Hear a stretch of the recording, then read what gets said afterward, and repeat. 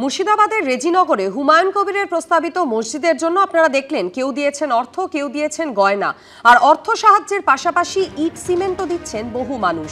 বেলডাঙ্গা রেজিনগরের ভাটাগুলিতে মিলছে না ইট, ইটের যোগান দিতে দিতে হিমশিম খেতে হচ্ছে ভাটা মালিকদের। এই মুহূর্তে বেলডাঙ্গায় যে জায়গাতে এই প্রস্তাবিত মসজিদের শিলান্যাস হয়েছে সেই জায়গায় এখনো দূর দূরান্ত থেকে আসা মানুষজনের ভিড়, আর তার সঙ্গে রয়েছে লক্ষ লক্ষ ইট আমরা দেখতে পাচ্ছি স্তূপাকার হয়ে গিয়েছে, আরও আসছে এবং তার সঙ্গে রয়েছে টনকে টন সিমেন্ট, লোহার রড।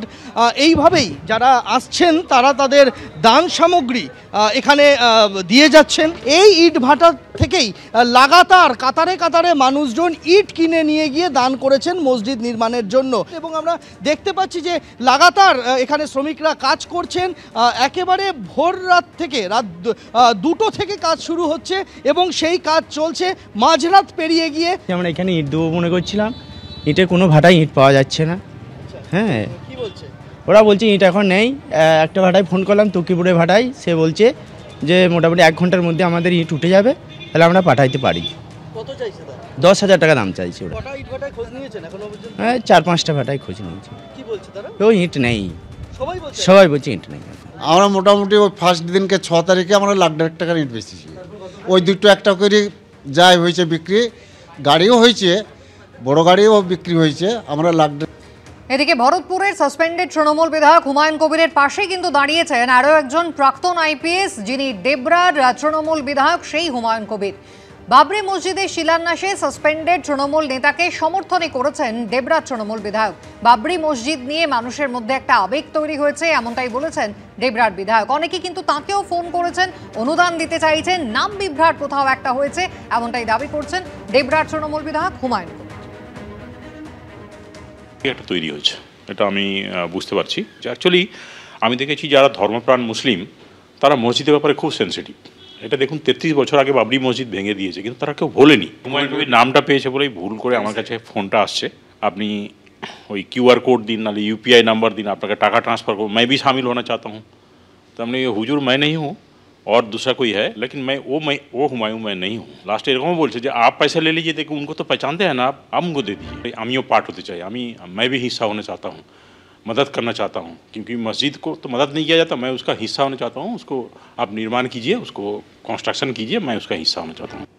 আপনারা দেখলেন ডেবরার তৃণমূল বিধায়ক হুমায়ুন কবির, তিনি পাশে দাঁড়িয়েছেন ভরতপুরের সাসপেন্ডেড বিধায়ক হুমায়ুন কবিরের। আর এই নিয়ে গতকাল ঘণ্টাখানেক সঙ্গে সমান অনুষ্ঠানে ভরতপুরের বিধায়ক তিনি কি বলেছেন শোনাবো। আমি ভরতপুরের সাসপেন্ডেড বিধায়ক হুমায়ুন কবিরের কাছে যাব যে আপনার সঙ্গে কি আরেক আইপিএস হুমায়ুন কবিরের প্রাক্তন আইপিএস তার কথা হয়েছে? আমি বলছি তো কার্যত আপনার পাশে দাঁড়াচ্ছেন।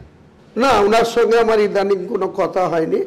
লাস্ট যখন সেশন চলছিল অ্যাসেম্বলি, সেই সময় লবিতে একদিন কথা হয়েছিল। সেশন যেদিন সমাপ্তি হয় সেদিনকে লবিতে দাঁড়িয়ে দাঁড়িয়ে ইয়ার্কি ঠাট্টা মজা পলিটিক্স নিয়ে কিছু কথা হয়েছিল। উনি যে আমাকে আজকে সমর্থন করেছেন বা আমার পাশে দাঁড়িয়েছেন, নিশ্চয়ই আমি ওনাকে ধন্যবাদ জানাবো যে আমার পাশে বা আমার নীতিগতভাবে আমার পাশে থাকা বা সমর্থন করা। প্রাক্তন আইপিএস তথা ডেবরার তৃণমূল বিধায়ক হুমায়ুন কবির তিনি কিন্তু আবেগের কথা বললেন, তবে মুসলিম আবেগের পিছনে কিন্তু ওবিসি লিস্ট এবং ওয়াকফ নিয়ে একটা ক্ষোভ রয়েছে। মুসলমানরা মনে করেন ওয়াকফ মানে যা দেওয়া হয়ে গিয়েছে তার ফেরানো যায় না, আর তাই নিয়েই মুসলমানদের মধ্যে একটা আবেগ রয়েছে। ডেবরার তৃণমূল বিধায়ক হুমায়ুন কবির আর কি বলেছেন দেখুন। নিয়ে আবেগ তৈরি হয়েছে, একটা ওবিসি এ যে লিস্টটা আর কি, সেই লিস্টটা নিয়ে মানুষের মধ্যে একটা ক্ষোভ থাকে, তার থেকে একটা আবেগ তৈরি। মুসলমানরা মনে করে যে ওয়াকফ মানে it's once given not returnable, এটা আল্লাহকে দিয়ে দেওয়া হচ্ছে, টু সুপ্রিম পাওয়ার গড।